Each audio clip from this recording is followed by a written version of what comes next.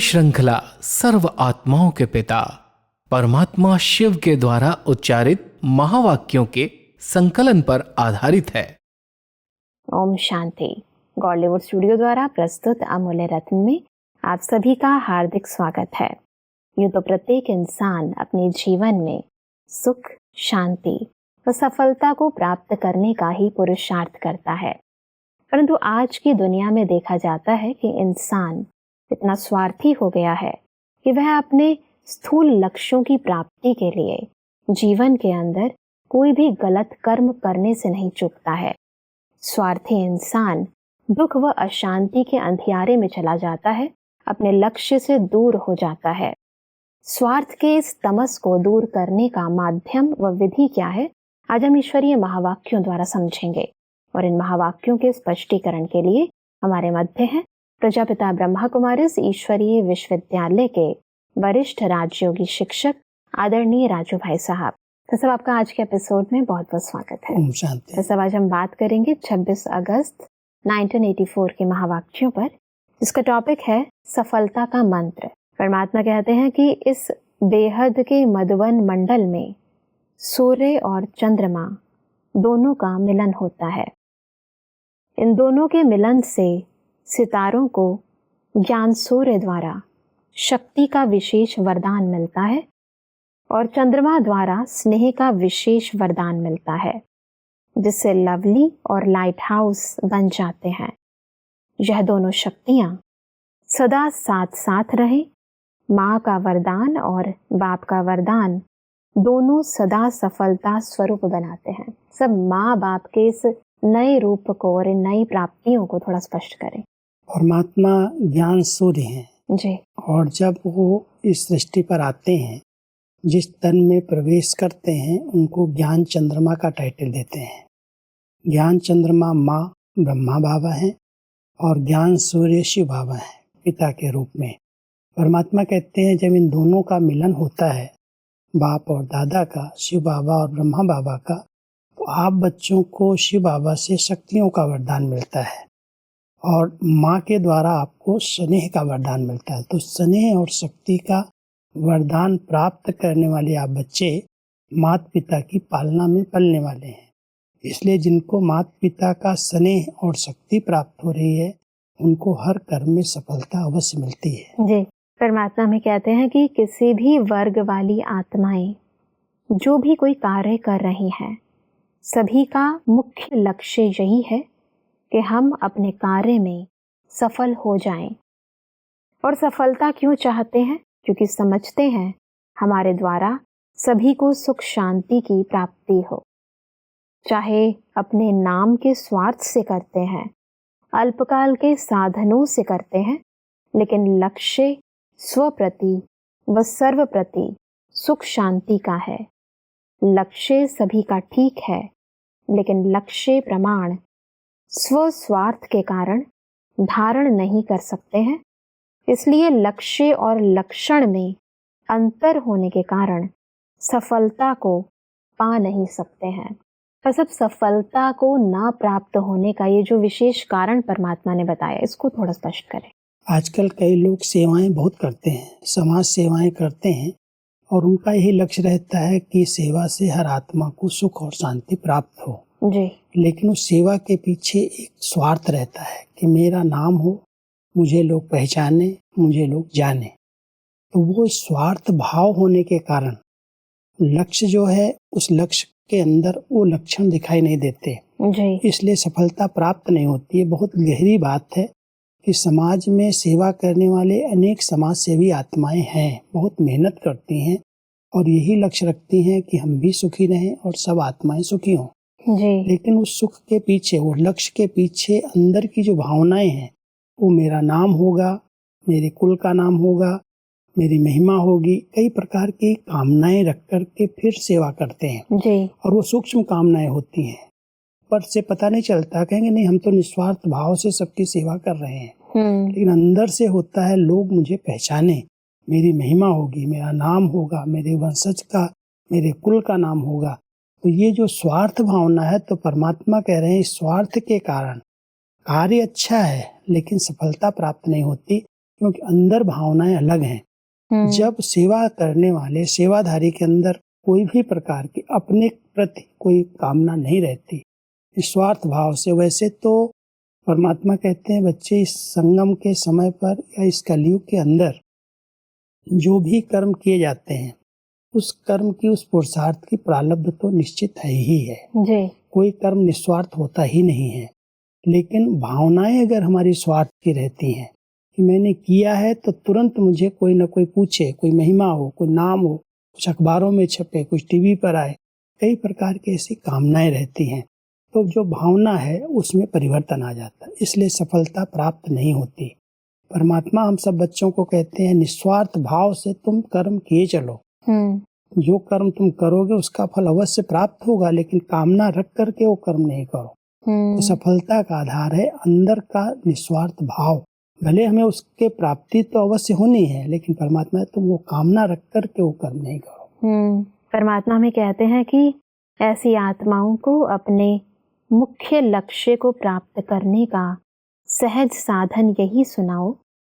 एक शब्द का अंतर करने से सफलता का मंत्र प्राप्त हो जाएगा। वह है स्वार्थ के बजाय सर्व के सेवा अर्थ। स्वार्थ लक्ष्य से दूर कर देता है, सेवा अर्थ यह संकल्प लक्ष्य प्राप्त करने में सहज सफलता प्राप्त कराता है। किसी भी लौकिक चाहे अलौकिक कार्य अर्थ निमित्त हैं, उसी अपने अपने कार्य में संतुष्टता व सफलता सहज पा लेंगे। बहुत सुंदर ये सफलता का मंत्र है जी। जो कुछ हम कर रहे हैं वो सेवा अर्थ है। परमात्मा ने इस कार्य के अर्थ हमें निमित्त बनाया है, इससे अनेक आत्माओं को सुख शांति की प्राप्ति हो। तो परमात्मा इस स्वार्थ शब्द को कहते हैं अगर परिवर्तन कर दिया जाए, जो अंदर का स्वार्थ है, जो भावनाएं अंदर है कि मेरी महिमा, मेरा नाम, मेरा मान, उस स्वार्थ शब्द को सेवा अर्थ है। जो कुछ हम कर रहे हैं सब सेवा अर्थ है। तो अगर हम सेवा अर्थ कर रहे हैं तो सफलता हमारे पीछे पीछे आएगी। अगर उसमें जरा भी स्वार्थ मिक्स हो गया तो सफलता में कहीं न कहीं अपनापन आ जाएगा, व्यक्तिगत रूप से हमारी प्रशंसा होगी। परमात्मा यहाँ पर हम सब बच्चों को कह रहे हैं, चाहे आप लौकिक कार्य कर रहे हो चाहे अलौकिक कार्य कर रहे हो, जिस कार्य के आप निमित्त हो उस सेवा भावना से सेवा अर्थ कर रहा हूँ, मुझे कुछ नहीं चाहिए। अगर वो कामना अंदर की नहीं है तो ये लक्ष्य बड़ा ऊंचा है और यही सफलता का मंत्र है जी। कि हम सेवा अर्थ हर कार्य करते चले। बिल्कुल।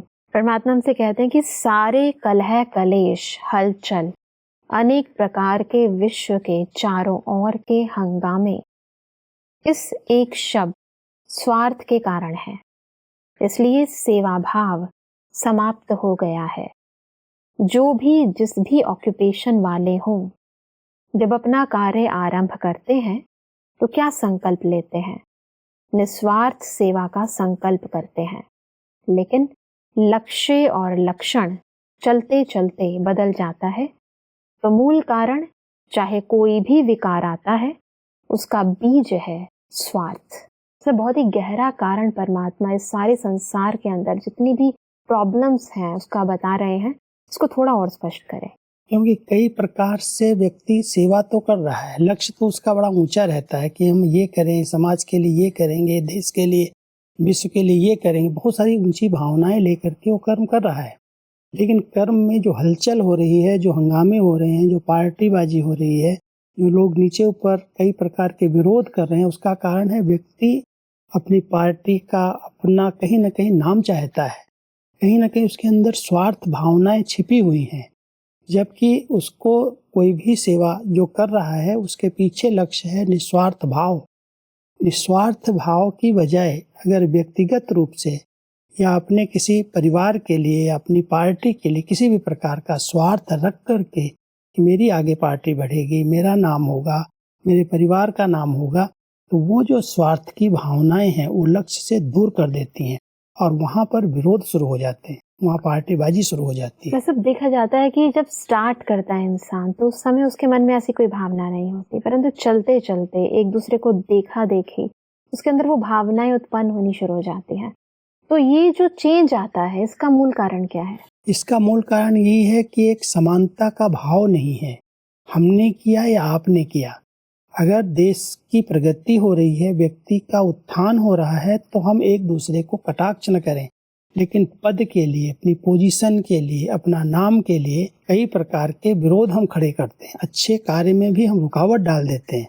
इसलिए वहाँ पर अपनेपन की भावनाएं जागृत होती हैं कि मेरी पार्टी का मेरा नाम होगा, तो वो नाम के कारण, पद पोजीशन के कारण, पार्टी के कारण कई प्रकार के विरोध खड़े हो जाते हैं। परमात्मा कहते हैं कि ब्राह्मण है ही स्मृति के तिलकधारी और देवता है राज्य तिलकधारी।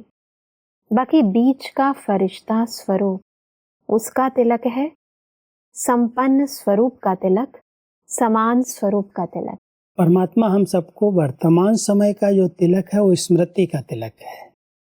मैं जो हूँ, जैसा हूँ, अपने स्वरूप की स्मृति अगर रहती है, उस स्मृति के आधार से हमारा पुरुषार्थ चलता है, तो हमें संपन्नता का, संपूर्णता का तिलक लग जाता है, जिससे हम फरिश्ता बन जाते हैं जी। और भविष्य जो राज्य पद प्राप्त होगा, उसका जो तिलक है वो विजय का और राज्य का तिलक है।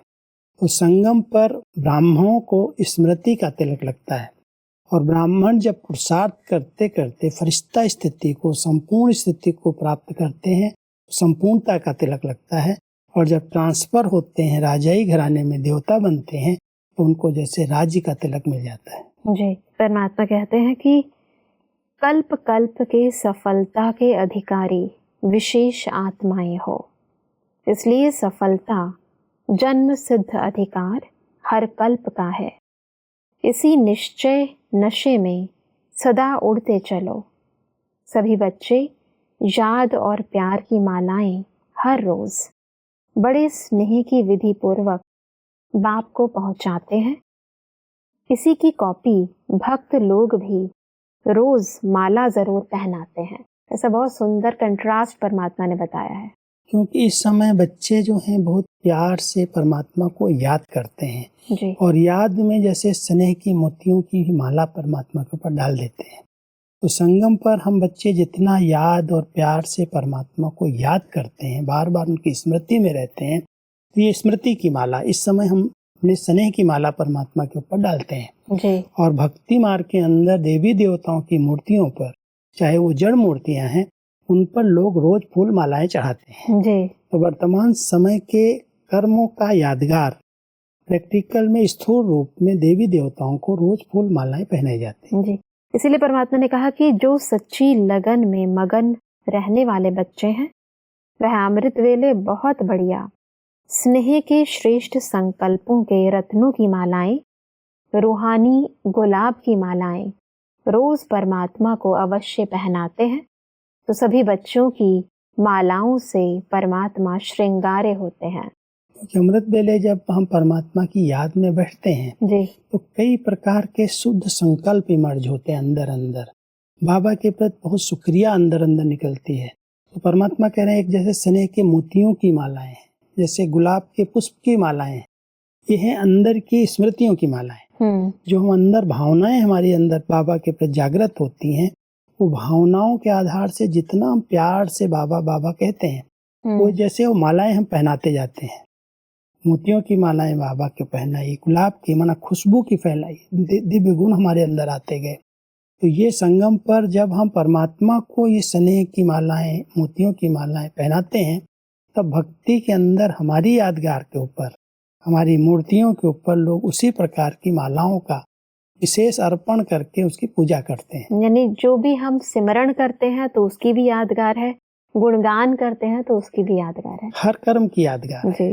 परमात्मा इसीलिए कहते हैं कि जैसे भक्त लोग भी पहला कार्य अपने इष्ट को माला से सजाने का करते हैं, पुष्प अर्पण करते हैं, ऐसे ज्ञानी तो आत्माएं, स्नेही बच्चे भी परमात्मा को अपने उमंग उत्साह के पुष्प अर्पण करते हैं। तो परमात्मा आगे जगदीश भ्राता जी से बात करते हुए कहते हैं कि सेवा में शक्तियों के साथ पाठ बजाने के निमित्त बनना, यह भी विशेष पाठ है। सेवा से जन्म हुआ, सेवा से पालना हुई और सदा सेवा में आगे बढ़ते चलो। सेवा के आदि में पहला पांडव ड्रामा अनुसार निमित्त बने। जब भारत के अंदर सेवाओं का प्रारंभ हुआ जी और विशेष करके दिल्ली में कमला नगर में हमारा सेवा केंद्र खुला। जी उसमें जगदीश भाई जो पहले उस समय स्टूडेंट लाइफ से प्रोफेसर बने थे, पढ़ाना शुरू किया था, उसी समय आपको ज्ञान मिला और ज्ञान मिलते ही इतना निश्चय बुद्धि बन गए जो एक धक से समर्पित हो गए और बहनों के पूरे राइट हैंड बन करके सेवा में सहयोगी बन गए। तो कमला नगर की सेवाएं प्रारंभ हुई तो सब दादियाँ थी, सब बहनें ही रहती थी, लेकिन एक पहला भाई पहले यज्ञ में जैसे समर्पित हुआ और संपूर्ण निश्चय बुद्धिमान भी थे। हम लोग कहते थे जगदीश भाई की 7 फुट लंबी बुद्धि है, मतलब हर बात का उनको ज्ञान था, पूरे शास्त्रों का ज्ञान था, बहुत अच्छे पढ़े, बहुत अच्छे विद्वान थे। और जितना हमारा साहित्य लिखा बाबा की प्रेरणाओं से, जो बाबा कहते थे उसको एक अच्छा रूप दे करके कई किताबें, कितना साहित्य ईश्वरीय विश्वविद्यालय का उन्होंने बनाया। जी तो बाबा उनकी महिमा कर रहे हैं कि आपका पाठ पहला नंबर कुमार समर्पित जो हुआ भारत के अंदर जब सेवाओं का प्रारंभ हुआ 52 में 53 में, तो सबसे पहले आप ही ज्ञान में आए और आते ही निश्चय बुद्धि बन करके समर्पित हो गए। और समर्पित होने के बाद जो श्रीमत मिली, जो बाबा ने उनको कहा, उसको बहुत प्यार से ग्रहण किया और ग्रहण करके उन्होंने एक साहित्य का रूप दिया। जी तो जितना ईश्वरीय विश्वविद्यालय का साहित्य है उसके निर्माता कहें, उसके लेखक आप बने, जी इसलिए बाबा उनकी महिमा कर रहे हैं। जी परमात्मा कहते हैं कि अपने जन्म की विशेषता को सेवा में विशेष लगाते चलो, इसी से सफलता सहज अनुभव करेंगे। हर एक के जन्म की विशेषता है, उसी विशेषता को सिर्फ हर समय कार्य में लगाओ, अपनी विशेषता को स्टेज पर लाओ, सिर्फ अंदर नहीं रखो, स्टेज पर लाओ।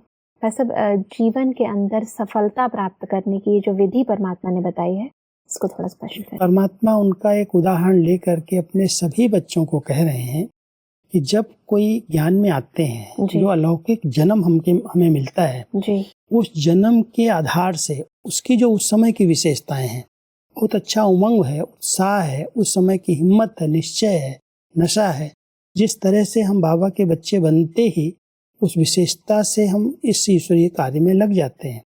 परमात्मा कहते हैं वही विशेषताएं स्टेज पर लाओ, माना उनको कार्य में लगाओ। जब कार्य में लगेंगे तो सफलता प्राप्त होगी।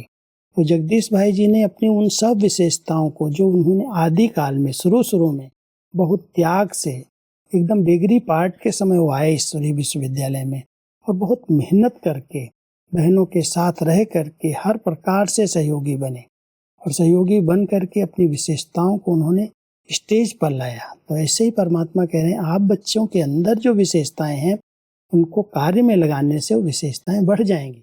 जो विशेषताएं हैं आदि समय से, जन्म से, उनको हम विशेष सेवा में लगाएं तो पार्ट में आएंगे तो एक विशेषता अनेक विशेषताओं को ले आएगी। बिल्कुल। परमात्मा कहते हैं कि विशेष पाठधारी सभी को स्वतः आकर्षित करते हैं। सदा इस स्मृति में रहो कि हमारे इस विशेष पाठ द्वारा अनेक आत्माएं अपनी विशेषता को जानेंगी। किसी भी विशेष आत्मा को देख स्वयं भी विशेष बनने का उमंग आता है। कहाँ भी रहो, कितने भी मायावी वायुमंडल में रहो, लेकिन विशेष आत्मा हर स्थान पर विशेष दिखाई दे। जैसे हीरा मिट्टी के अंदर भी चमकता दिखाई देता, हीरा हीरा ही रहता है। ऐसे कैसा भी वातावरण हो, लेकिन विशेष आत्मा सदा ही अपनी विशेषता से आकर्षित करेगी। सदा याद रखना कि हम विशेष युग की विशेष आत्माएं हैं। बहुत अच्छी विधि है। ये स्मृति अगर रहती है कि हम इस विशेष युग की, संगम युग की विशेष आत्माएं हैं, तो विशेष आत्माएं कैसा भी वातावरण हो, कितना भी मायावी वातावरण के बीच में चली जाएं, लेकिन वो कभी छिप नहीं सकती। उनके अंदर जो रूहानियत है, उनके अंदर जो अंदर का उमंग है पुरुषार्थ का, वो उनके चेहरे से, उनकी चलन से, उनके कर्म से दिखाई देता है। तो परमात्मा कह रहे हैं कि कैसा भी वातावरण हो, दुनिया का नेगेटिव वातावरण हो, लेकिन जो विशेष आत्माएं हैं वो जैसे एक हीरे के समान है। हीरा कभी भी धूल और मिट्टी के अंदर भी छिपता नहीं है, उसकी चमक दिखाई देती है। ऐसे आप बच्चे कहीं भी चले जाओ संसार के अंदर, लेकिन हम विशेष युग की विशेष आत्माएं हैं। ये स्मृति अगर रहेगी तो इस हीरे की चमक अनेक आत्माओं को आकर्षित करेगी। बिल्कुल। फिर आगे परमात्मा माताओं से बात करते हुए कहते हैं, जितना बेहद का लक्ष्य रखेंगी तो हद के बंधनों से सहज मुक्त होती जाएंगी। जो अभी संकल्प आता है कि समय नहीं मिलता, इच्छा है लेकिन शरीर नहीं चलता, शक्ति नहीं है, ये सब बंधन है। जब दृढ़ संकल्प कर लेते कि बेहद की सेवा में आना ही है, लगना ही है, तो यह बंधन सेकंड में समाप्त हो जाते हैं। समय स्वतः मिल जाएगा, शरीर आपे ही चलने लग जाएगा। यह अनुभव है भी और भी कर सकती हो। श्रेष्ठ कार्य के लिए समय ना मिले, शरीर काम ना करे, यह हो नहीं सकता, पहिए लग जाएंगे। बहुत अच्छी विधि है जी। अगर कई सोचने लगते हैं मेरे को बंधन है, कईयों को होता है लौकिक का बंधन जी। लेकिन परमात्मा यहाँ हम सबको पंख लगा रहे हैं, पहिए लगा रहे हैं। कहते हैं अगर आप ईश्वरीय सेवा में लग जाएंगे तो अगर शरीर भी साथ नहीं देता है तो भी साथ देने लगेगा। मन बंधन में नहीं बंधना चाहिए। अगर मन का बंधन है तो कोई भी कार्य हम नहीं कर सकते। परमात्मा कहता है कभी ये नहीं सोचो मेरा शरीर अभी पुराना हो गया है, मैं बीमार रहती हूँ, मैं ये नहीं कर सकती, मैं ये नहीं। ईश्वरीय सेवा में जो कर सकते हो थोड़ा थोड़ा करते चलो तो आपको और पंख लग जाएंगे, आपको और आगे बढ़ने की शक्ति आ जाएगी, क्योंकि ईश्वरीय सेवा से बहुतों की दुआएं मिलेंगी। तो अगर शरीर के अंदर कोई कमी कमजोरी कोई बीमारी है भी तो सेवा में लगने से किसी भी प्रकार की, आज हमारे बुजुर्ग माताएं भी आती हैं रोटी बनाने में, सब्जी काटने में, झाड़ू पोछा करने, कुछ न कुछ सेवा में लग जाती हैं। बिल्कुल। जब कोई कार्य में लगती हैं तो उनके अंदर शक्ति आ जाती है, हिम्मत आ जाती है और करते करते और शरीर स्वस्थ हो जाता है। अगर कोई कहे मैं तो बड़ी आयु वाला हूँ, मैं बुजुर्ग हूँ, मैं तो कुछ कर ही नहीं सकता हूँ, तो ऐसे कमजोर संकल्प उसको बिस्तर पर सुला देंगे। बिल्कुल। लेकिन अगर वो हिम्मत करता है कि हम कुछ करेंगे तो और हमको बाबा शक्ति देंगे, कई आत्माओं के स्नेह और दुआएं मिल जाएंगी, तो उसके आधार से वो जो कार्य करेगा उसमें सफलता प्राप्त होगी। इसलिए परमात्मा कहते हैं कभी भी ये नहीं कहो ये बंधन है, ये बंधन है, तुम ईश्वरीय सेवा में लग जाओ, सब बंधन अपने आप कट जाएंगे। बिल्कुल। वैसे अक्सर देखा जाता है कि जब हम ईश्वरीय सेवा में लग जाते हैं तो तन का कर्म भोग भी फील नहीं होता है। जब आज हमने बहुत ही गहराई से कैसे हम सफलता प्राप्त करें और अपने अंदर की स्वार्थ भावना को खत्म करें, इस विधि को समझा। बस स्पष्टीकरण के लिए आपका बहुत बहुत धन्यवाद। ओम शांति। दर्शकों, आज के महावाक्यों में परमात्मा ने कहा कि सहज सफलता प्राप्त करने के लिए हमें प्रत्येक कर्म स्वार्थवश नहीं अपितु सेवा अर्थ समझ करके करना है। परमात्मा ने कहा कि ब्राह्मण है स्मृति के तिलकधारी, देवता है राज्य तिलकधारी और फरिश्ता है समान व संपन्न स्वरूप तिलकधारी। परमात्मा ने कहा कि लगन में मगन रहने वाली आत्मा की निशानी है कि वह रोज अमृत वेले अपने मन के श्रेष्ठ संकल्पों व स्नेह के पुष्पों की फूल मालाएं परमात्मा को अर्पित करते हैं। दर्शकों, आज के महावाक्यों से संबंधित यदि आपके मन में कोई भी प्रश्न है तो आप हमें ईमेल कर सकते हैं। हमारा ईमेल आईडी है amulyaratna@gollywoodstudio.org। अगले एपिसोड में एक और अव्यक्त वाणी के साथ आप सभी के समक्ष हम फिर हाजिर होंगे। तब तक के लिए लेते हैं इजाजत। ओम शांति। मुख्य सार। सफलता का मंत्र। सारे कलह कलेश हलचल चारों ओर के अनेक प्रकार के हंगामे और कोई भी विकार का मूल कारण है स्वार्थ। स्वार्थ के बजाय सर्व के सेवा अर्थ, यही सफलता का मंत्र है। ज्ञान सूर्य द्वारा शक्ति का और चंद्रमा द्वारा स्नेह का वरदान यही सफलता स्वरूप बनाते हैं। सेवा में शक्तियों के साथ पाठ बजाने के निमित्त बनना ये भी विशेष पाठ है। अधिक जानकारी के लिए संपर्क करें Amulya Ratan Godlywood studio, Manmohini Van, Shantivan post, Abu Road 307510, district Sirohi, Rajasthan. Email ID है amulyaratn@godlywoodstudio.org। इस श्रृंखला को प्रजापिता ब्रह्मा कुमारीज ईश्वरीय विश्वविद्यालय के सेवा केंद्रों पर क्लास में नियमित रूप से चलाने के लिए गॉडलीवुड स्टूडियो से संपर्क करें।